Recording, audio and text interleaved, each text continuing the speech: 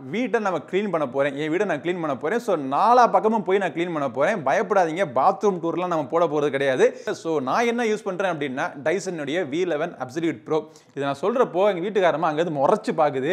இந்த டஸ்ட்லாம் வந்து ஜுஜுபி தான், இதை விட எக்கச்சக்கமான டஸ்ட்டு நம்ம அடுத்த நம்ம பார்க்க போகிறோம். ஸோ ஆடாத அப்படி போ.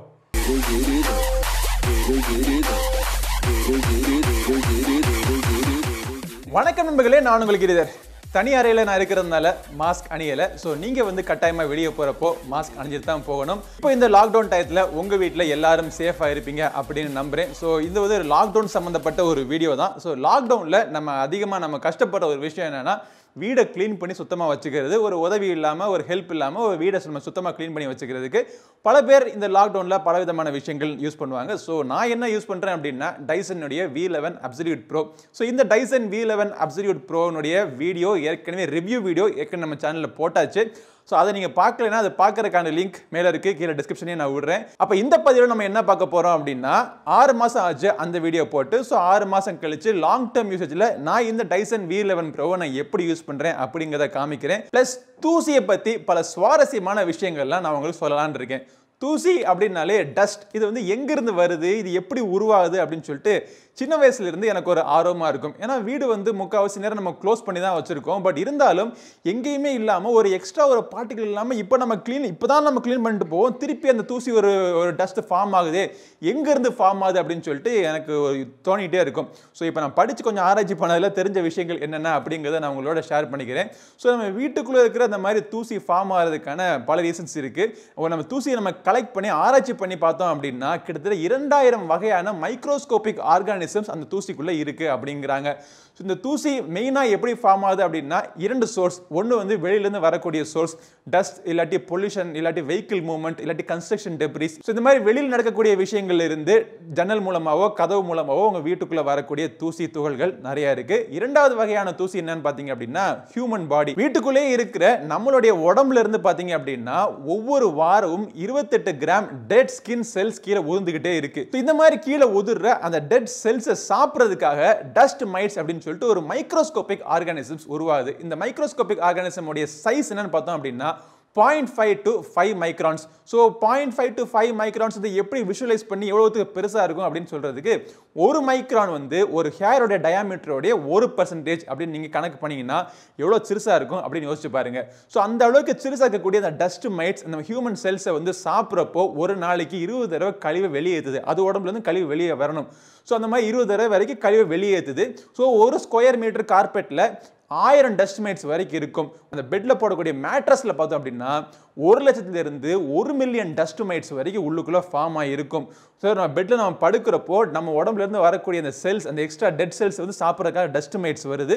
ஸோ அது வந்து நம்ம படுக்கிற அந்த பெட்டில் இருக்கிறப்போ நம்மளுடைய மூச்சு காட்டு மூலமாக நம்ம உடம்புக்குள்ளே போய் பலவிதமான கெடுதல்கள் உருவாக்குறதுக்கான வாய்ப்புகள் அதிகமாக இருக்கு. படுத்து தூங்குறப்போ மட்டும் கிடையாது, நம்ம காலையில் எந்திரிச்சு அந்த எல்லாத்தையும் தட்டி க்ளீன் பண்ணி பெட்ஷீட்லாம் நல்லா மடிச்சு வச்சுட்டு பெட்ல நீட்டாக இருக்கு அப்படின்னு நினைப்போம். ஆனால் நம்ம தட்டி க்ளீன் பண்ணுறப்போ மேலே பறக்குது பார்த்தீங்களா, அந்த மேலே பறக்கக்கூடிய அந்த டஸ்ட் பார்ட்டிகிள்ஸ், அந்த டஸ்ட் மைட்ஸ்லாம் காற்றுல வந்து கிட்டத்தட்ட 30 நிமிஷம் வரைக்கும் சஸ்பெண்ட் ஆகி இருக்கும் அப்படிங்கிறாங்க. அந்த டஸ்ட் மைட்ஸ் வந்து திருப்பி நம்ம உடம்புக்குள்ள போறதுக்கான வாய்ப்புகள் அதிகமாக இருக்கு.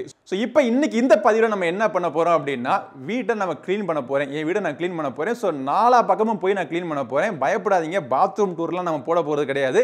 ஸோ நாலாபுரம் நான் எங்கெங்க க்ளீன் பண்ண போறேன் அப்படின்னா, நான் இந்த வீட்டில் அதிகமாக புழங்கக்கூடிய இடங்களை க்ளீன் பண்ண போறேன். ஸோ முதல் இடம் வந்து நான் ஒரு நாளைக்கு அதிகமாக ஸ்பெண்ட் பண்ற இடம் பார்த்தீங்கன்னா என்னுடைய கம்ப்யூட்டர் ஒர்க்கிங் டெஸ்க். ஸோ இந்த ஒர்க்கிங் டெஸ்கில் நம்ம டெய்லி நான் க்ளீன் பண்ணாலுமே பார்த்தீங்கன்னா டஸ்ட் திருப்பி ஃபார்ம் ஆகிட்டே தான் இருக்கு.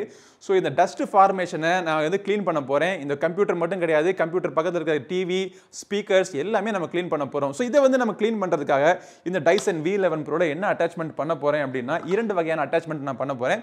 ஸோ ஒன்று வந்து இந்த சாஃப்ட் கிளீனிங் பிரிசில்ஸ் கொண்டக்கூடிய இந்த அட்டாச்மெண்ட் யூஸ் பண்ண போறேன். இது எதுக்காக நான் யூஸ் பண்றேன் அப்படின்னா, அப்போதான் வந்து இந்த ஸ்க்ரீன்லாம் நம்ம க்ளீன் பண்ணுறப்போ அதில் ஸ்க்ராட்ச் விழாமல் இருக்கும். ஸோ அதுக்காக அதை யூஸ் பண்ண போகிறேன். ப்ளஸ் மற்ற இடங்களில் டேபிள் இந்த மாதிரி இப்போ இடங்களெல்லாம் க்ளீன் பண்ணுறதுக்கு இந்த ஒரு அட்டாச்மெண்ட் நான் யூஸ் பண்ண போகிறேன். ஸோ 2 அட்டாச்மெண்ட்டை யூஸ் பண்ணி க்ளீன் பண்ணி எவ்வளோத்துக்கு டஸ்ட் கரெக்டாக இருக்குது அப்படிங்கிறத பார்ப்போம்.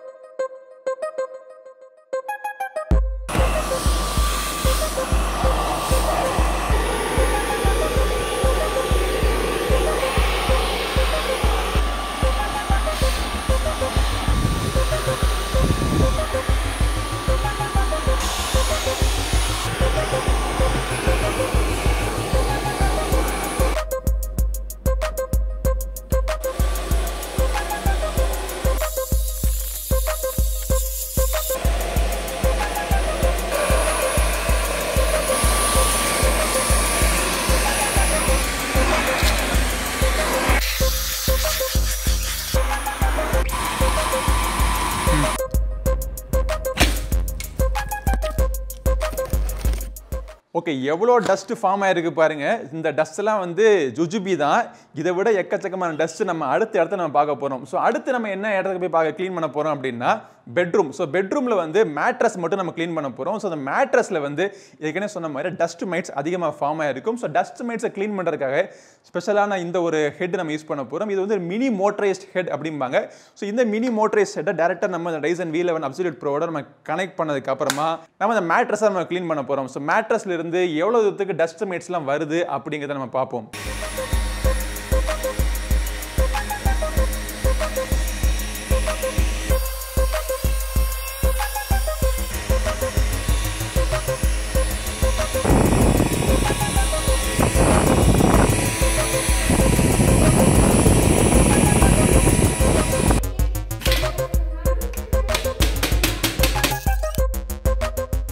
ஓகே, ஸோ ஒரு சிங்கிள் பெட்டை நான் க்ளீன் பண்ணதில் எவ்வளோ டஸ்ட் மைட்ஸ் வந்திருக்கு அப்படிங்கிறத நீங்களே பார்க்கலாம். இவ்வளோ டஸ்ட் மைட்ஸும் நம்மளுடைய உடம்புக்குள்ளே போச்சு அப்படின்னா எவ்வளோ கெடுதல் அப்படிங்கிறத உங்களால் உணர முடியும்னு நான் நினைக்கிறேன். ஒர்க் முடிஞ்சதுக்கு அப்புறமா ஒர்க் பண்ணிட்டு இருக்கும்போது நடுவில் பார்த்தீங்கன்னா நான் அதிகமாக போய் உட்கார இடம் பார்த்தீங்கன்னா சோஃபா.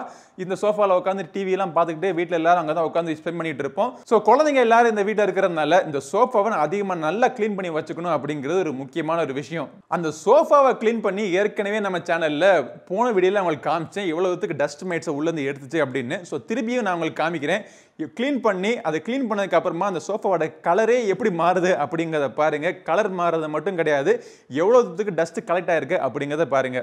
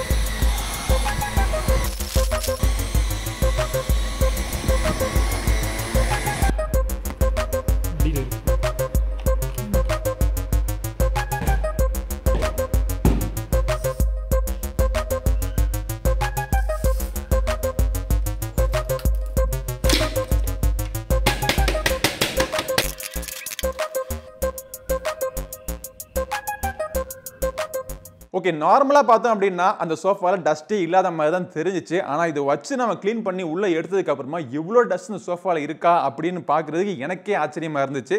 ஸோ அடுத்தபடியாக நம்ம க்ளீன் பண்ணது எங்கே இடம் பார்த்தீங்கன்னா எல்லா மேல் புறத்தெல்லாம் க்ளீன் பண்ணிவிட்டு நம்ம கடைசியாக நம்ம க்ளீன் பண்ண போகிறது ஸோ தரைப்பகுதி. ஸோ இந்த ஃப்ளோரை நம்ம க்ளீன் பண்ணிவிட்டு எவ்வளோத்துக்கு டஸ்ட் கலெக்ட் ஆகுது அப்படிங்கிறத பார்ப்போம். அதுக்காக ஃப்ளோர் கிளீனிங் அட்டாச்மெண்ட் நம்ம இதை யூஸ் பண்ண போகிறோம். இதில் பார்த்தீங்கன்னா ஒரு வெல்வெட் ஃபினிஷிங்கில் ஒரு கிளாத் ஒன்று கொடுத்துருக்காங்க. கிட்டத்தட்ட ஒரு 6 மாதமாக நான் யூஸ் பண்ணிகிட்டு இருக்கேன். பட் இருந்தாலும் இது வந்து சூப்பராக உழைக்குது, அருமையாக க்ளீனும் பண்ணுது. க்ளீன் பண்ணுறது மட்டும் கிடையாது, டஸ்ட்டை உள்ளே ஏற்றிட்டு ஒரு பாலிஷிங் மாதிரி கொடுக்குறதுனால ஃப்ளோரும் பார்க்குறதுக்கு பளபளன்னு இருக்குது. இதை வந்து இந்த எக்ஸ்டென்ஷன் டியூவில் நம்ம ஃபிட் பண்ணதுக்கு அப்புறமா அதை வந்து Dyson V11 Absolute Proல நம்ம ஃபிட் பண்ணிவிட்டு தரையை நம்ம க்ளீன் பண்ண போகிறோம்.